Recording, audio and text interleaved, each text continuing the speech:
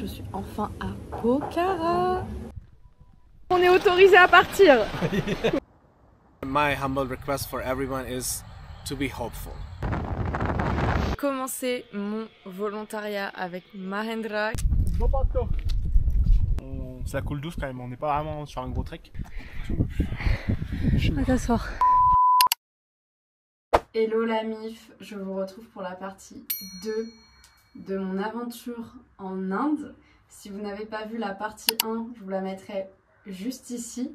Pour ceux qui ont vu, du coup, je suis de retour chez mes amis Arti et Sanjay, chez qui j'avais passé une semaine avec mes parents. Ça a fait du bien d'être ici 2-3 jours avant de partir et changer de pays. Et j'avoue que je suis dans un mood où j'ai pas trop envie de repartir, refaire mon sac, rechanger d'endroit, tout recommencer. Depuis quelques jours, je suis beaucoup dans la contemplation, d'essayer de faire le point sur comment je me sens depuis que je suis arrivée en Inde, ce qui s'est passé, comment ça m'a impacté. Et je vais en profiter pour répondre à quelques questions que j'ai eues, notamment sur l'Inde, qui intriguent beaucoup. Et j'avoue que j'appréhendais un petit peu avec tous ces a priori autour de moi avant d'arriver. Même si j'ai vu que un tout petit pourcentage du pays, je peux pas faire de généralité, mais je vais vous parler de ma propre expérience. Déjà au niveau de la sécurité, je me suis pas plus sentie moins à l'aise ou moins en sécurité que dans un autre pays. C'est beaucoup en fait de stimulation, de gens qui viennent un peu te parler, parce qu'ils voient que t'es un touriste, donc ils essaient un peu de te vendre dans leur business. Mais en termes de sécurité propre par rapport au fait aussi que je sois une femme, j'ai pas eu de mauvaise expérience et je me suis pas sentie en insécurité quelconque. Pour ce qui est de la pauvreté, c'est vraiment pour moi le tableau noir de l'Inde, et encore j'ai pas du tout creusé le sujet. En fait c'est omniprésent partout où tu vas, et en vrai moi ce qui me fait plus de peine c'est les enfants en fait, les enfants qui font la manche, qui sont dehors et qui te demandent de l'argent. Franchement ça me brise le cœur parce que c'est dès que tu sors à ça, enfin vraiment tout le temps, tous les jours, et c'est hyper dur de faire face à ça en vrai et de se sentir en fait impuissant face à ce truc qui te dépasse. Moi ce qui m'a beaucoup impacté aussi c'est la stimulation sonore et les klaxons dans la rue, enfin vraiment c'est bordel, tout le monde marche ou conduit au même endroit, il y a les vaches, les tuk-tuk, les scooters, les piétons, les vélos, enfin les vendeurs de rue. C'est pas très agréable pour faire des petites balades dans les villes, et même enfin moi qui aime le calme et qui en fait peut vite être trigger par le bruit environnant, les déchets, le plastique partout. Franchement, ça fend le cœur quand tu vas aux cascades, c'est trop beau et tout. Tu prends une photo, tu baisses les yeux, il y a un tas de déchets. Enfin, en plus, c'est un peu contradictoire, encore une fois. Enfin, plein de contradictions ici. Parce qu'il y a plein de panneaux, genre sur la pollution plastique, des instructions sur il faut pas jeter, il faut recycler, etc. Et en fait, visuellement, c'est pas ça encore. Il y a un gros manque d'éducation, même s'ils communiquent dessus, en fait, c'est un geste anodin, en fait, pour eux tu finis ta bouteille d'eau, hop, tu la fous dans la nature. J'ai vraiment aimé mon expérience en Inde de manière globale. Je pense que c'est arrivé au bon moment, j'en avais bien besoin, j'en ai profité pour bien me reposer et j'ai noué des liens un peu plus sur le long terme, enfin plus que d'habitude, avec des gens que j'ai croisés sur plusieurs jours, plusieurs semaines même, et en vrai ça fait la diff. En fait je savais pas à quoi m'attendre de l'Inde et au final ça m'a éveillée sur ma spiritualité, ça m'a ouvert des voies que je soupçonnais pas. C'est un peu dur à expliquer parce qu'il y a un peu tout qui se mélange en moi. Parce que l'Inde, c'est arrivé à un moment de transition dans mon voyage et aussi dans ma vie. Ça permet un peu d'explorer une autre facette de moi aussi. Tellement différent de ce qu'on connaît au niveau de la spiritualité, de la relation à la vie, à la mort, à la réincarnation. Enfin moi en tout cas ça me fait beaucoup de bien de pouvoir parler de sujets aussi profonds avec des inconnus, enfin que tu viens de rencontrer le matin même parce que tu buvais un thé à côté du gars quoi. Et c'est hyper cool je trouve de pouvoir parler de ça hyper ouvertement. Et de manière générale je trouve que les Indiens sont hyper ouverts à la rencontre. Les derniers moments en Inde, je vais vous amener avec moi, je vais faire mon sac, je vais dire au revoir à Sanjay et Arti. Je vais prendre mon train et normalement dans 48 heures je serai au Népal. Je sais pas pourquoi j'ai un peu le cœur lourd, je suis grave émue,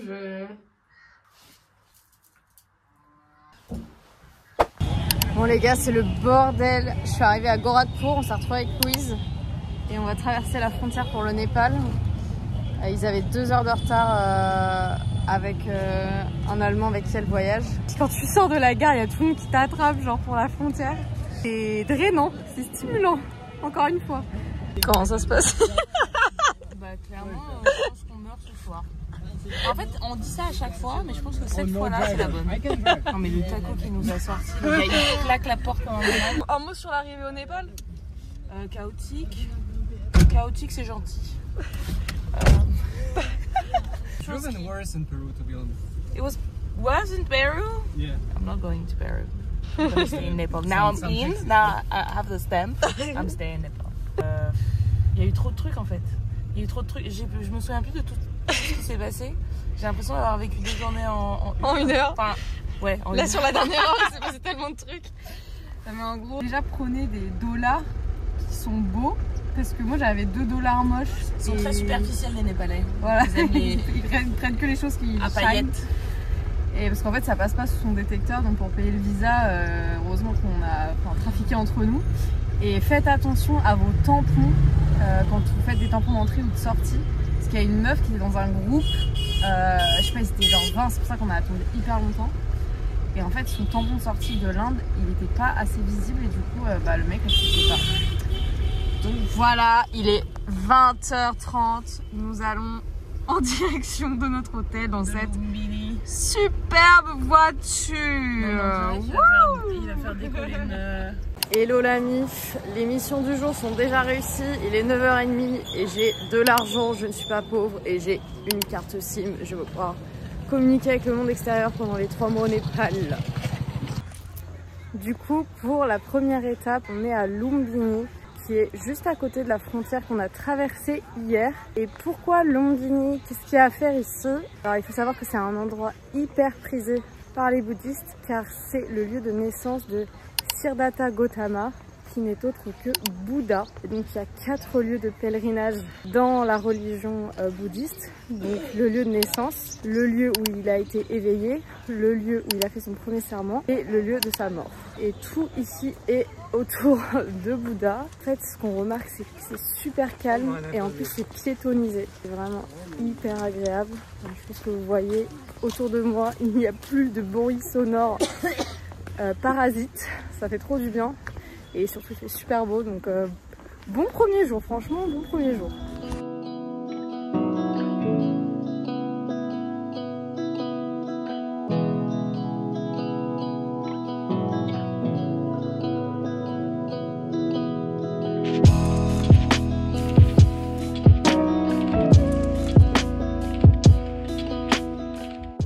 Pour ceux qui ne connaissent pas l'histoire de Bouddha, je vous la résume très rapidement et je vous mettrai une vidéo en description si vous voulez creuser le sujet. Mais globalement, Bouddha en fait il est né prince à l'époque et il me semble qu'avant sa naissance, ses parents avaient eu une vision ou alors quelqu'un leur avait mis en alerte que en fait leur fils il aurait soit une vie de prince et du coup il continuerait à perpétuer l'héritage de la famille, ou alors fait tout il abandonnerait sa famille. Et en fait ce qui s'est passé c'est que du coup ils l'ont gardé un peu emprisonné dans son palais et un jour il a sorti du palais pour aller en ville et à ce moment-là il a fait face à 3 choses, la vieillesse, la maladie et la mort, et c'était un peu le déclic pour lui de commencer un peu son chemin spirituel. Après des années de méditation et de quête du coup spirituelle, il a été éveillé à 35 ans.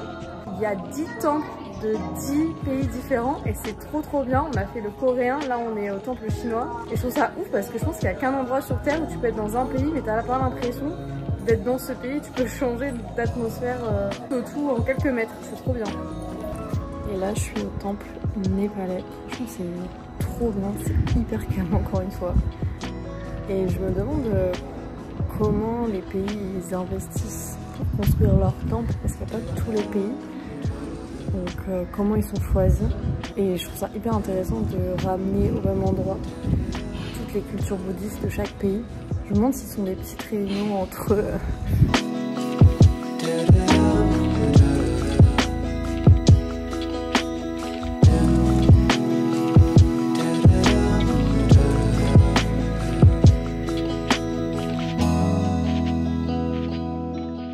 Bon la mif, je suis enfin à Pokhara.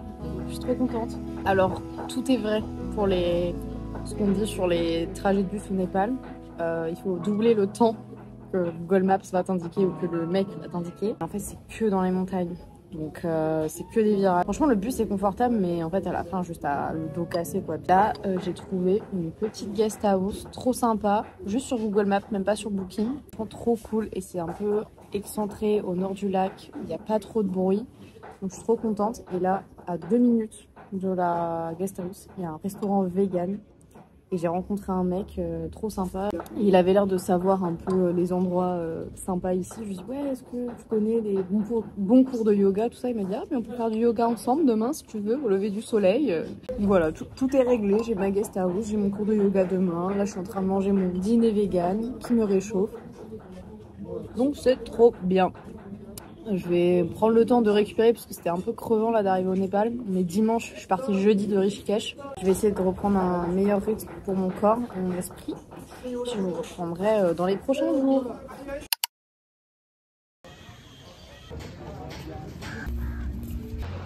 Ça y est, je commence à prendre mes marques à Pokhara. J'ai clairement établi le café vegan comme étant mon spot pour le petit déjeuner, le yoga et passer beaucoup de temps à faire du montage parce que c'est vrai que depuis quelques jours je fais que ça. Là je me dégourdis les jambes un peu sur le lac. Je vais essayer de me trouver un petit spot sympa. C'est bon, je me suis trouvé un petit spot vraiment sympa, regardez.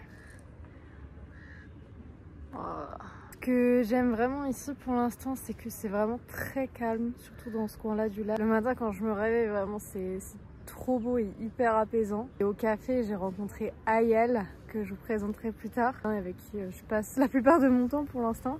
J'ai vraiment l'impression qu'au Népal, en tout cas ici à Pokhara, c'est hyper simple de rencontrer du monde et chaque personne va te proposer une activité. Donc en fait, même si vous n'avez pas de plan, il y aura forcément des trucs en dernière minute ou spontanément qui vont potentiellement venir à vous. Et franchement, je suis grave reconnaissante et contente parce que c'est ce que je cherchais en venant ici aussi, de se laisser aller aux rencontres et aux choses qu'on me propose. Donc ouais, je suis contente, je prends mon temps, je fais beaucoup de montage en vrai aussi. Et là, je vais essayer de trouver une chambre pour un mois à partir de la semaine prochaine. Ça y est, je pense que mes recherches ont été fructueuses. J'ai trouvé une chambre à partir de la semaine prochaine pour un mois et du coup, comme je reste plus longtemps et que c'est la hors saison, c'est facile de trouver un prix raisonnable. Et en fait, c'est ce que je vous conseille si vous allez dans des pays comme le Népal ou même l'Inde, c'était pareil, c'est de réserver un truc pour 2-3 jours. Et si vous avez prévu de rester plus longtemps ou même de partir puis de revenir, c'est en fait de vous balader et de rentrer dans les guest house ou dans les hôtels et de demander à voir les chambres.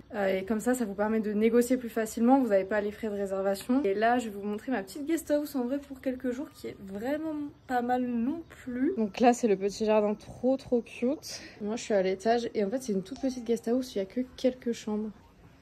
Welcome home.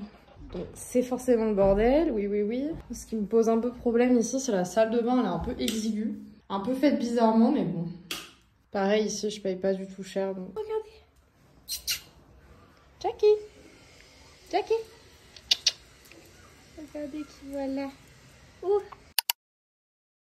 Hello la mif. Sympa la petite vue le matin, non? Commencer mon volontariat avec Mahendra. Tient un centre de yoga et de sound healing ici à Pokhara et je vous emmène dans une journée avec moi. Vous voyez un peu comment ça se passe. Là il est 7h30. En ce moment je me lève avec le soleil, enfin à 22h je dors, à 7h je me réveille. Et n'hésitez surtout pas à vous abonner, à liker et commenter cette vidéo. Je vois que la plupart d'entre vous ne sont pas abonnés à ma chaîne.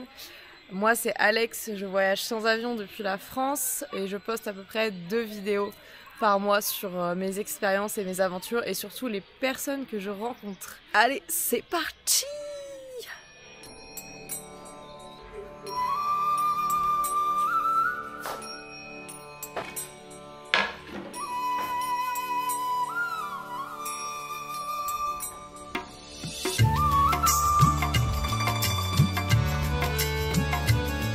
Bon, là il est 9h et je vais faire du yoga avec Ayel. Une petite heure de yoga, aller prendre un petit déj et après la journée continue. Morning. Good morning.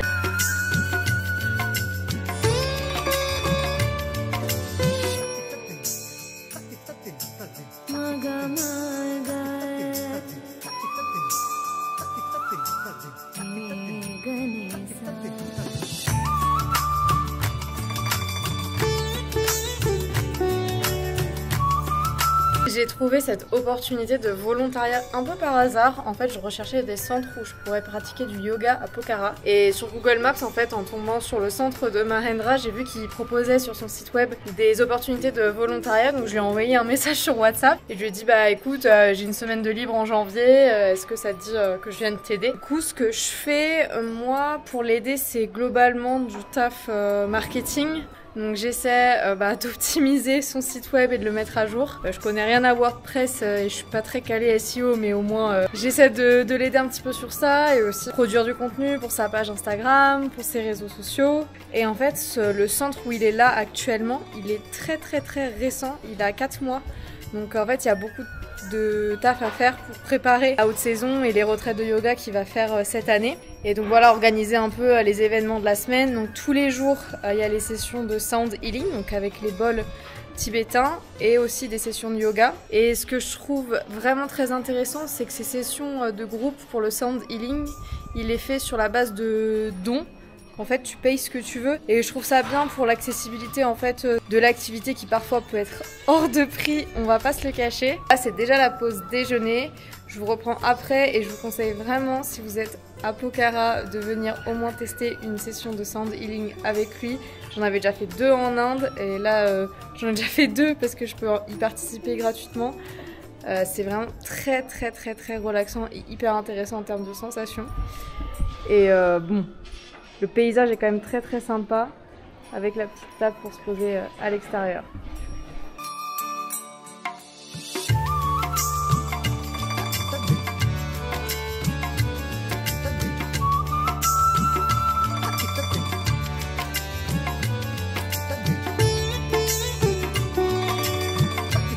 Bon, du coup là il est 15 h, Mahendra il a déjà commencé sa session de sound healing. J'ai déjà fait la session hier et avant-hier, j'ai pris pas mal de photos et de vidéos. Donc aujourd'hui je m'autorise à aller marcher, putain ça fait hyper longtemps que j'ai pas été faire une petite balade, donc ça va faire du bien. Je rejoins mon ami Ayel, on va se balader au bord du lac.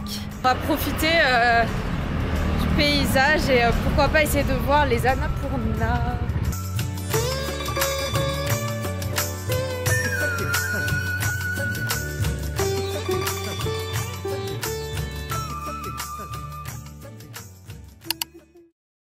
What's your name? Can you tell me about yourself? My name is Ayel Ma PJ, and the shortest answer is that I'm the founder of Happiest Community. Where do you live? San Francisco. What have you learned on yourself and the world these years of living abroad? That we are more same than we are different. And our priorities are upside down. We focus on our differences more. The way we see people, we judge the book by its cover. We judge the people by the way people are from the outside, but we focus very less and sometimes we completely ignore on our commonalities, on things that we share, the core values. You know, everyone is seeking belonging, community, togetherness, warmth, love, kindness, and instead of that, we focus on the externalities. So that's what I learned. How would you define your spirituality? I consider myself as a universal being, just a speck in this gigantic, infinite universe, the cosmos. So that's how I see myself. In your experience, what are the things people most struggle with? To be their authentic self. People know who they are, they know how they want to live, but it's very challenging, and understandably so, because we live in a complicated world. And what do you most struggle with? I also struggle with the same thing.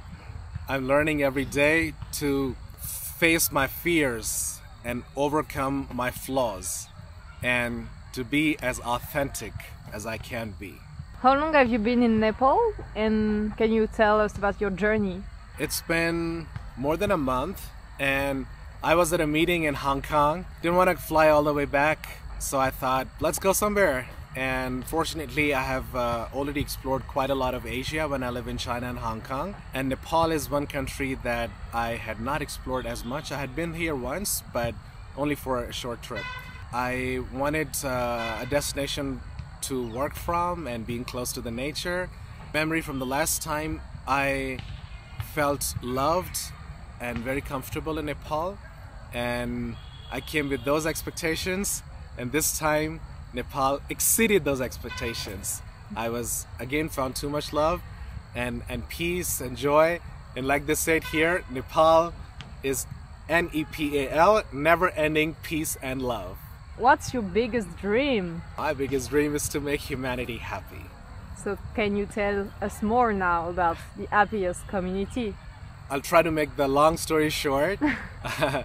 I come from a very humble background, so my life, like these Annapurna, mountains that we're looking in the back, has been, valley and mountains. So at a young age, I got the chance to do fairly well in corporate world, in consulting, finance, management consulting, marketing, and I got rewarded heavily for my work, and I enjoyed all the pleasures and comfort of this world. And after many years of that comfort, I suddenly got thrown back to the valley when something unexpected and heart-wrenching happened to me when I lost people close to me in my life. It happened in a short period, and I started to think more deeply about the meaning of life and my work, and those thoughts could be a rabbit hole. They just really throw you into a spiral, and very difficult to get out of the rabbit hole. So I stayed in that rabbit hole for a while.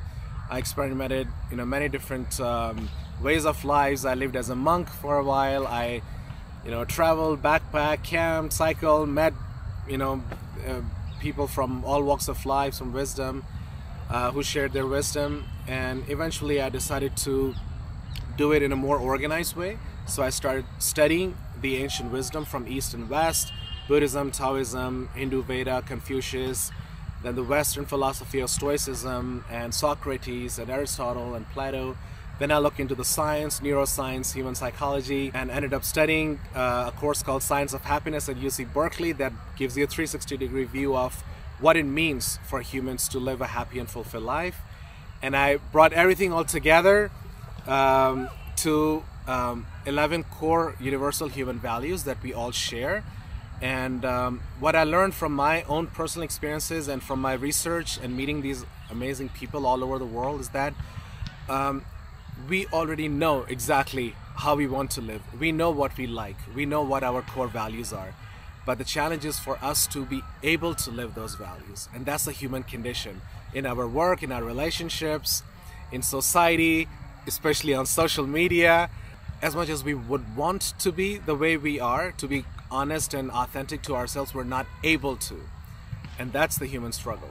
So my dream is to kickstart a community, invite everyone, so everyone listening here, if you'd like to come over and join and help this global community where we all truly practice these core universal values in every aspect of our life. From your work, from your commerce to creativity, to technology, and any profession you're seeking, any passion you're seeking. And the way we want to do it is by creating a global platform of platforms. So we're building a global hub of various platforms, each platform for different aspects of your life. So one platform, for example, Happiest Work, for good companies to hire good people. Happiest Lifestyle platform for ethical lifestyle clothing shopping. Happiest Sports, Happiest Education, Happiest Finance, Happiest Technology, Happiest Dating, and so on. So we invite everyone to come and build these platforms at happiestcommunity.org, and for everyone to come and participate, contribute, collaborate, and celebrate in this community.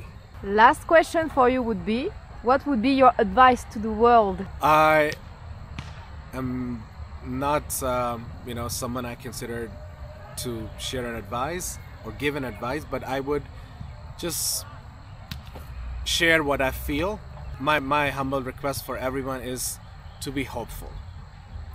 Keep the faith, and amazing things are going to happen to you. Open your heart and your mind and your arms and embrace all the amazing things and people that you meet, and you'll be amazed how wonderful this life is. So be open in your mind, in your heart, in your soul. Thank you, Ael. Thank you. Hello la MIF, ça fait longtemps que je vous ai pas repris. Mercredi, j'ai fini mon volontariat chez Mahendra. Du coup, j'ai bougé à un nouvel endroit que j'avais réservé déjà en avance. L'appart est incroyable. Je vous montre d'abord l'intérieur avant de vous montrer la vue. Petit room tour, petit lit. Bon, c'est une chambre familiale. Du coup, j'ai fait une sorte de coin salon là-bas. Ça manque d'une armoire, donc j'ai posé mes affaires un peu en vrac là. La salle de bain. Bon, toujours les douches un peu aléatoires comme ça. Et le petit coin cuisine. Donc je suis trop contente, je peux me refaire à manger et tout. Franchement, c'est un truc qui me manquait. Et les amis, la vue de ouf. Je pense pas qu'on peut faire mieux. Regardez-moi ça. Vue sur le lac au nord de Pokhara. Bon, il y a Max qui arrive aujourd'hui. Il a atterri hier au Népal. Là, il est dans le bus. Je sais pas du tout où il en est parce qu'il a pas de réseau. Je suis hyper excitée. Je suis impatiente là, je tiens plus en place. J'ai envie qu'il arrive maintenant. D'ailleurs, petit aparté, je fais des récaps maintenant sur Instagram hebdomadaire avec ce qui se passe sur la semaine. Donc je vous laisse aller checker sur mon Instagram si vous voulez des vlogs un petit peu plus réguliers. Et si Max arrive, vous me suivez depuis pas mal de temps déjà, vous savez ce que ça signifie.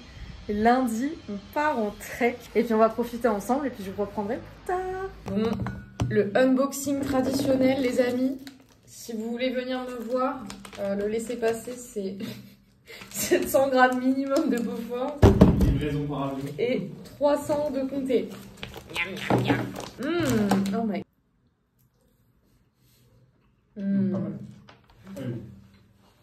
Ah ouais. Ça sera meilleur quand on sera en haut. Ah bah il a ton goût.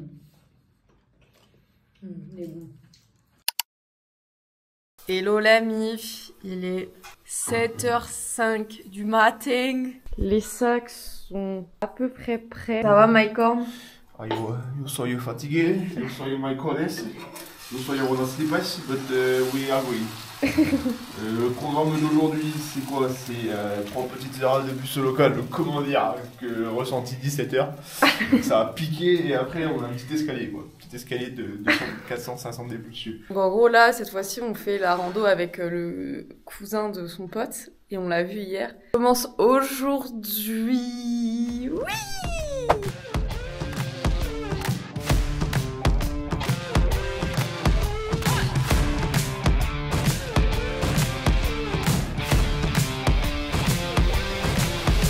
Peux-tu nous expliquer les prérequis importants avant de partir en trek au Népal? Pas grand chose hormis avoir fait cette Teams Card. Il faut faire vos petits passeports qui vous autorisent à aller dans les montagnes ici. Parce qu'on monte pas n'importe comment. Possible, faites-le avec des guides locaux. Parce qu'ils ont pas de thunes. Et que nous on est riches donc on peut se le permettre. Voilà. Si vous avez les moyens de vous acheter une montre à 400 balles, vous avez les moyens de payer un trek à 200 balles. On vous mettra le débrief avec les prix du trek à la fin. Bah nous! Oui. Est-ce qu'on est autorisé à partir? Oui? Oui, c'est autorisé. Ah, trop bien.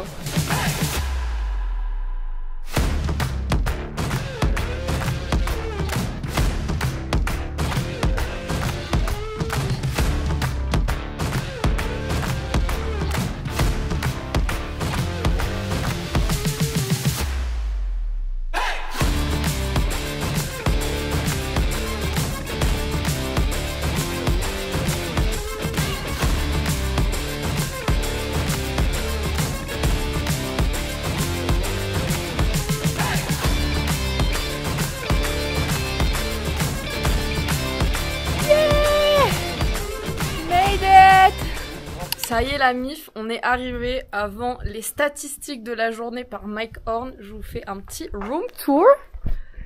On est agréablement surpris parce qu'il y a un lit double et une salle de bain qui est ma foi quand même très spacieuse. Avec, selon les dires de Banou, de l'eau chaude. C'est sûr qu'il y a les premiers là. Ouais. Donc, je pense qu'on va consommer l'eau chaude, on va tout vider. Les autres ils auront l'eau froide. Non. Parce qu'ils ont monté moins vite. Regardez comment c'est beau. Eh, c'est trop mal. C'est vraiment cute. franchement nickel. Hein.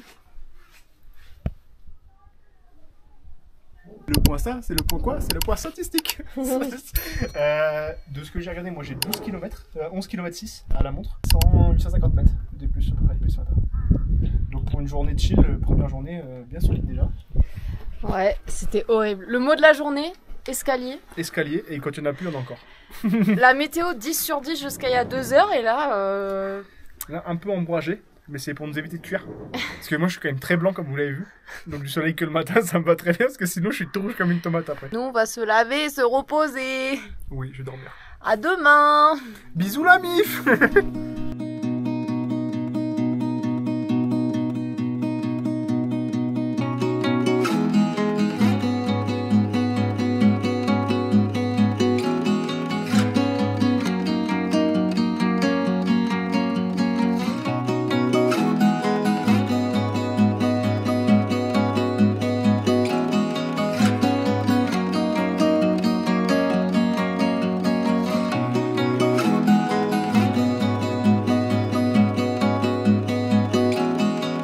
Check.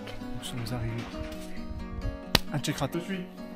Bon, ça y est, on a terminé la journée 2 et il est même pas midi. On est arrivés les premiers dans notre guest house. Je vais vous faire une petite visite. Au bout du couloir, nous avons les indispensables toilettes. Il faut vouloir y aller, hein. On nous a promis une vue, mais il y a plein de brouillard. Vue sur les Annapurna, ouais. Et la chambre. Voilà, avec des couettes. Mycorn, un mot sur cette journée. Petite journée. Tranquillou bilou. Très content d'avoir vu des petits singes. Ah ouais. Tout plein de singes partout. C'est cool de les voir pas aux eaux. Et dans leur élément naturel. Et ouais, dans petite journée, 7,7 km. 600 décloups des plus, je crois. Une journée vacances, comme on les appelle. On commence à arriver vraiment d'altitude. Demain, c'est 3004. Grimper un poquito. Mot du jour, escalier dans la forêt. Escalier. Alex, c'est un premier escalier. Bah nous, il a dit, il y en a un petit peu moins, mais il y en a quand même de ouf, putain, ça grimpait. Mais la forêt des rhododendrons, là, c'est magnifique. Oui. Du coup, là, on a la journée pour nous, pour chill. Ça C'est va trop dormir, bien. comme Faire la jamais. sieste. Et demain, le réveil va piquer. Bisous l'ami. Bisous la mif. Ciao, pareil.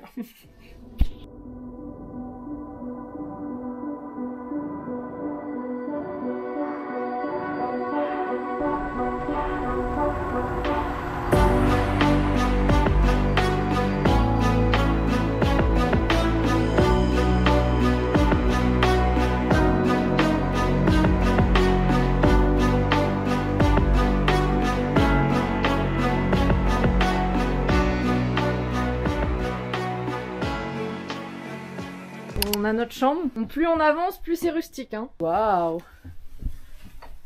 Stylé. C'est la best view, là. Mission accomplie, les amis. On a l'air.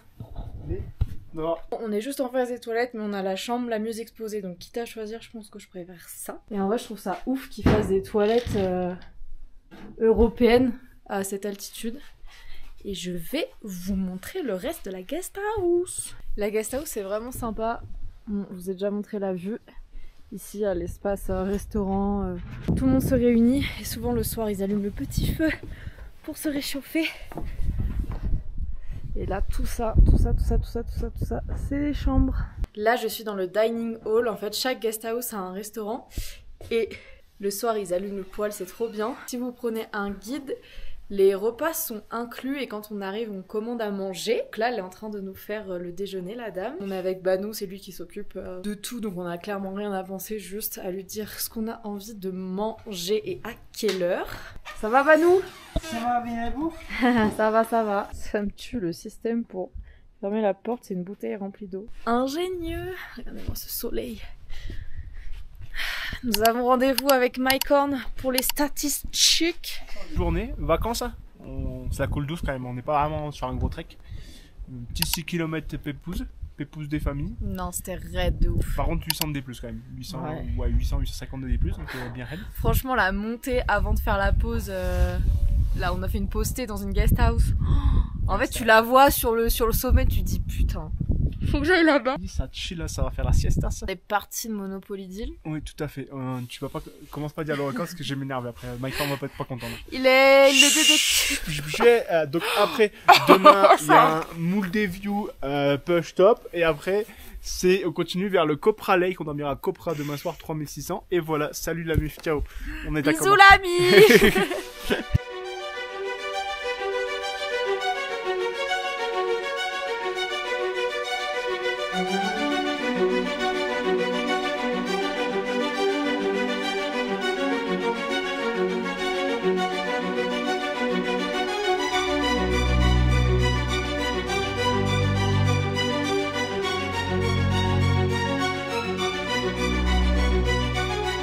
la mif, je vous ai pas filmé après la pause déjeuner parce que on a eu une montée mais raide de 600 mètres de dénivelé pour 3 km. Je vous laisse donc faire le ratio dénivelé par kilomètre, mais c'était sec. Et ce qui était trop beau, c'est qu'on est monté en même temps que les nuages et on était sur la crête à la fin, recouvert par les nuages. C'était incroyable. Et nous voilà arrivés. Regardez, au Pradanda. 3660 mètres. J'aurais jamais été aussi haut de ma life. Je suis trop contente. Il y a le petit refuge en bas. Aujourd'hui, putain de journée de sauvage. C'est défoncé, ça a démarré qu'un réveil à 5h30 pour aller faire le lever de soleil. Démarrer la journée avec 200 D plus net d'impôt quoi. Et après on est descendu jusqu'à 2008. Donc petit calcul, on était à 3006, 2008. Pour remonter à 3006 parce que sinon c'était pas marrant. Donc on s'est pris 1200 D plus, 1002 D moins sur la journée. 14 km. Le talon ne répond plus. Le talon, on a fait des tests et on a confirmé qu'il irait pas au bout. Du coup, changement de programme pour demain. Parce que d'ici, de cette guest house, vous pouvez normalement aller jusqu'à un lac sacré qui est à 4006. Donc ça implique de refaire 1000 mètres de dénivelé positif, mais il faut les redescendre. 1400 de D-. Pour mettre tous mes petits geekos, mes petits devs, accept failure as normal. Livre DevOps. C'est magnifique, je suis tellement heureux de l'avoir placé. Donc là, on va profiter d'un magnifique coucher de soleil, je pense, la mif. Avec un méga Beaufort.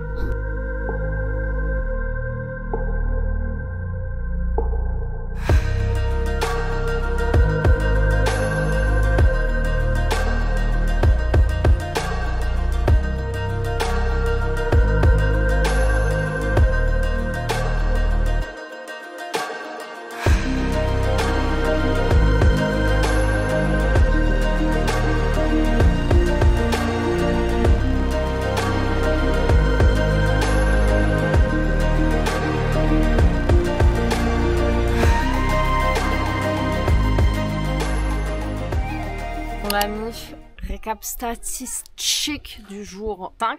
Mycorn. Oui, bonsoir, it's me. Aujourd'hui, en vrai, non, petite journée, beaucoup de D-. 1600 de D-, 7 km à peine, avec des passages où j'étais bien raida, full caillasse. Donc ouais, comme Alex disait, pas la meilleure, je pense, guest house qu'on fera, étant donné que c'est la seule d'ouverte. On fait trop d'escaliers en ce moment. Genre, on bouffe des escaliers matin, midi, soir. Regarde-les. Là, pour monter à la chambre, c'est des putains d'escaliers. Escaliers partout. Bon, la mif, dernier et 6e jour du trek. Je suis mais KO technique. Je pense que les 1600 mètres de descente dans les escaliers hier, plus les 800 d'aujourd'hui, auront eu raison de moi. Je vous ai pas du tout filmé aujourd'hui. En vrai, on a fait que descendre. Il y avait beaucoup de pistes.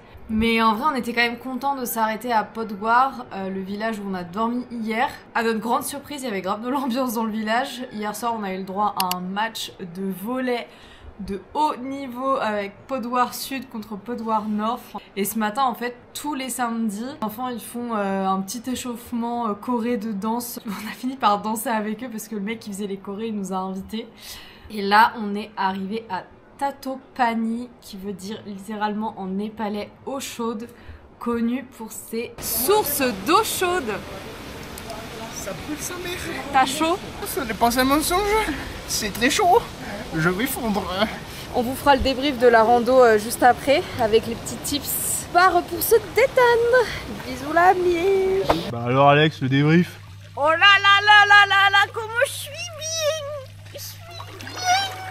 Non, en vrai, je mens, l'eau à 15 degrés. Il fait froid sa mère. Elle est glacée. Vas-y, on va faire le débrief. Bon, la mif, déjà, on est dans un hôtel incroyable. Il m'a fait la surprise. Très des murs. Very mindful, very demure. Bon, et sinon, la randonnée, très bien. C'est juste ce qu'il fallait, je pense, une semaine. Ouais, c'est bien. C'était une belle randonnée, très bien organisée. Des journées pas trop grosses. Je voulais faire une rando au Népal. On est français, donc on a un peu de sous. Donc je conseille de passer par les agences locales. D'une, pourquoi? Parce que ils en vivent et qu'ils ont déjà pas beaucoup de sous. Et de deux, ça reste des chaînes de montagne assez hautes. Alors même si c'est pas trop mal indiqué pour le coup, on aurait pu le faire de nous-mêmes. C'est quand même bien de faire vivre l'économie locale. En plus, il faut quand même des visas TeamsCard dans lesquels vous ciblez le trek que vous voulez faire, etc. Donc si vous passez par une agence, ils font tout pour vous.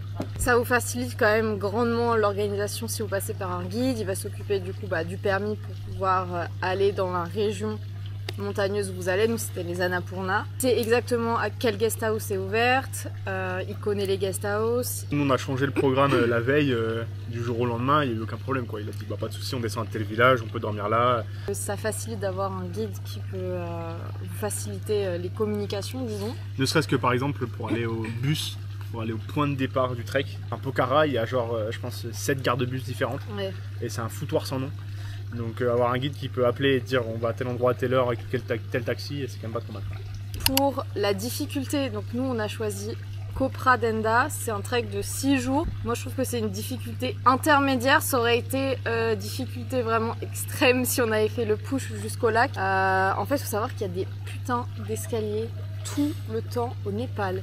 Et je m'étais dit ouais ça va, mon corps il tient bien et tout. Le dernier jour courbaturé, c'était horrible. Elle a fait que de se plaindre. Ah mais là, vraiment les gars, compliqué. non mais franchement, faut avoir une bonne condition physique quand même pour aller randonner dans les Himalayas. Donc je pense que si vous avez une petite condition physique, vous pouvez commencer par des randos de 2-3 jours qui se font bien autour de Pokhara. Si vous vous sentez un peu plus en forme, vous pouvez pousser jusqu'à 6 jours, voire 2 semaines, 3 semaines. N'oubliez pas, comme on disait juste avant, mais si vous passez avec un guide, vous pouvez adapter absolument à votre sauce. C'est-à-dire si vous en avez marre, ils connaissent plein de chemins, ils peuvent tout changer. Et du coup, troisième partie, pour l'équipement, on a choisi de ne pas prendre de porteur. On s'est dit on part une semaine. Moi j'avais mon sac de 20 litres, Max avait son sac de 30 litres.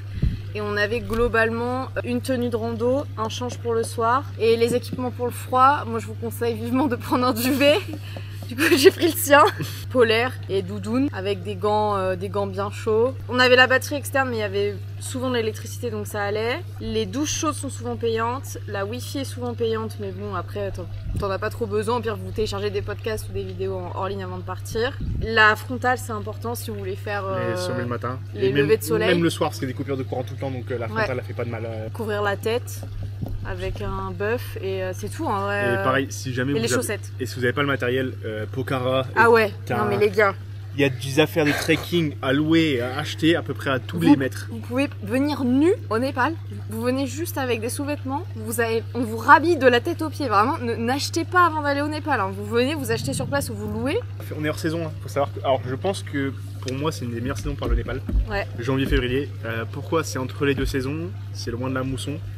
Ce que vous craignez le plus, en gros, c'est les épisodes neigeux.